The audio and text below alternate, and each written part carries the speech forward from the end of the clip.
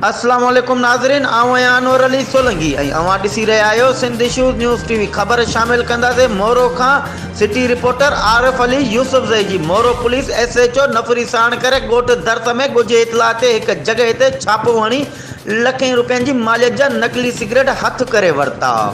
उन सिलसिले में SHO मोरो अली अकबर खोखर मीडिया के ॿुधायो त SSP नौशरो फेरोज़ अब्दुल क़यूम पिताफ़ी जी सख़्त हिदायतुनि ते मोरो भरिसां ॻोठ दरसन में ॻुझे इतला ते हिक जाइ ते छापो हणी लखें रुपयनि जी मालियत जा 154 नकली सिगरेटनि जा कार्टून हथ करे ॿिनि ॼणनि यासीन बियण ऐं सिकंदर मल्हा ते अहिड़ो केस दाख़िल करे वरितो आहे।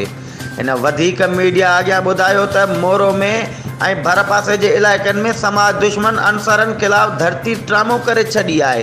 कंहिं बि समाज दुश्मन ऐं ॾोहारी क़िस्म जे माण्हूअ खे हरगिज़ बि बख़्शिश न कयो वेंदो।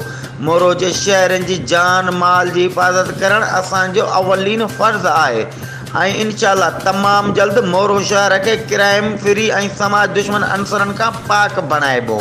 वधीक ख़बरुनि ऐं अपडेट्स लाइ ॾिसंदा रहो सिंध इशूज़ न्यूज़ टीवी।